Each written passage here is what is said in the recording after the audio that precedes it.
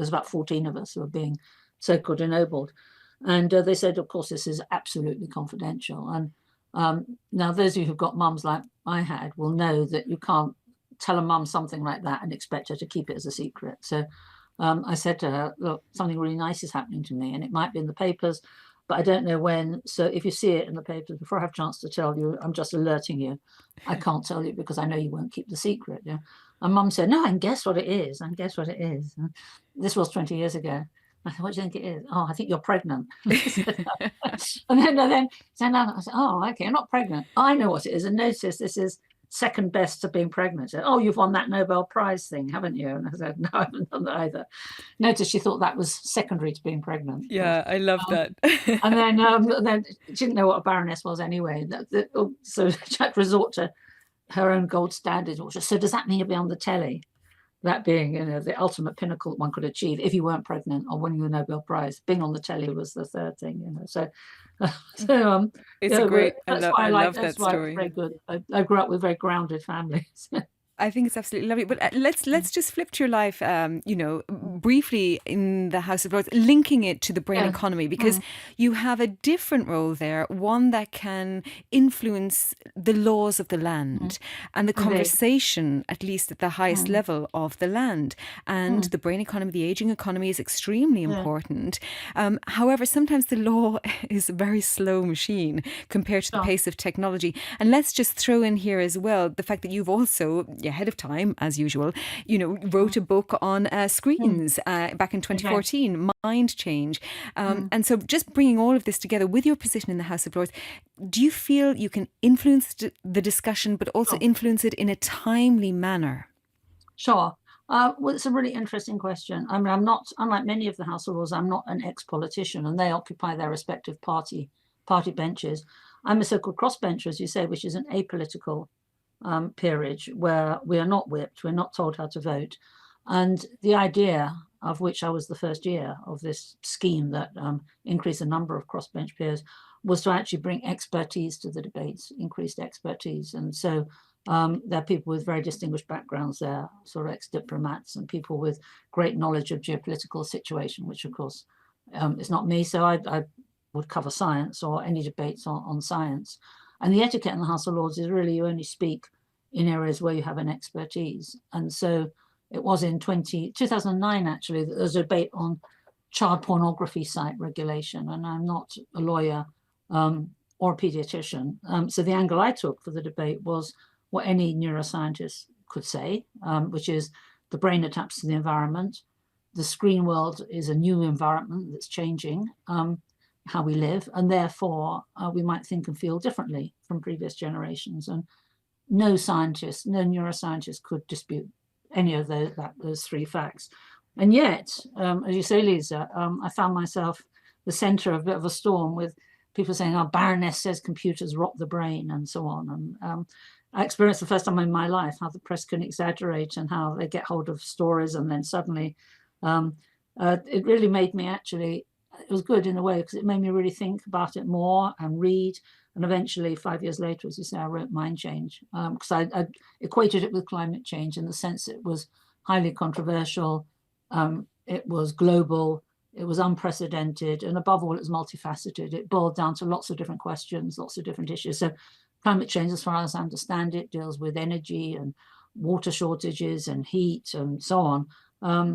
And similarly, even the cyber world, even back then, one could split it up into the issues of gaming, social networking sites, information versus knowledge, and so on. So I wrote the book, and it had mixed reviews at the time. Many went along with what I was saying, but others jumped on the bandwagon as though I was one of the Amish or something, saying, that I was anti-science and so on. But we've sadly seen now what's come to pass. Sadly, yeah. Exactly. And now we can throw into that the increasing use of AI that's entirely reshaping our lives and futures for good and ill. But again, how would you suggest through the course of our lives as individual adults, how should we be using the technology around us? And I mean, I think the hardest place of all is how should one raise children or teach children in this world? Sure. I think, let me answer the question with a question, which I've turned around to people, because we all know what we don't want. We all know what we're frightened of. I'll ask you a rhetorical question, Lisa. I don't know if you have to answer it, but what kind of person do you want to be? What kind of values do you hold dearest? If you had children, what kind of people do you want them to grow up into? For all of us, what kind of ideal society do we want to live in? And try and answer with those questions. The idea would be to answer positively, not I want not this or not that. But it's tougher than it seems. And sometimes people really do falter, because until we know what we want and what kind of society we want, what kind of life we want, what kind of people we want our kids to be, then we're going to have a problem delivering those things. And I think that one should ask that question first. I mean, I could answer the question if you want to, but I would like to see Well, I society. mean, actually, the thing, obviously, I have thoughts in my mind, but the overriding one is that brings us back to a shared consciousness almost, a shared sense of society, shared sense of values, and almost that spiritual realm again of, I think we all have a kind of a bandwidth of shared values across all cultures and societies, one would hope. I mean, that's what I One would believe. hope. I mean, I'll stick my neck out as I look across the pond at some of the things that are happening there. I do feel that perhaps not all of us share the same values necessarily. Well, that's true. And actually, I don't want to bring it back to your home life, but I also know that you share openly a situation where your grandmother's both wonderful people to you. Yeah, indeed. Yeah. So, yes. So my dad was Jewish, coming from quite an Orthodox background. People may realize that there's Reform Judaism and Orthodox, and the Orthodox are the people, for example, in the synagogue will segregate men and women and so on, as Reforms don't. But Dad came from an Orthodox Jewish family, and Mum was what would loosely be called a Christian, like for many people in the UK, had been baptized, I think, or she couldn't even remember, went to Sunday school, but wasn't really a churchgoer, but nonetheless would tick the box Christian. And when they married in 1948, there was both families were aghast. Yeah, so my maternal grandmother said she was going to kill herself, and meanwhile the Jewish side of the family were horrified, because Mum was not only Christian but she was a dancer, with bows in her hair and so on. And they wondered what on earth was going on. And the I two love the grandmothers, fact that in that sentence, and sentences have such great value, you said, but she was a dancer. She was a Christian, but she was a dancer. that's a subliminal thing. No, I think, but because it was short for, but it was even worse than being a Christian. She was a dancer. Yeah. I think especially in 1948, dancers didn't have necessarily the best of reputations. Although Mum was in a perfectly respectable dancing troupe that she was in ENSA, which was the Troop Entertainments in the war. Amazing. But yeah, so she was both a dancer and a Christian, not a dancer but a Christian.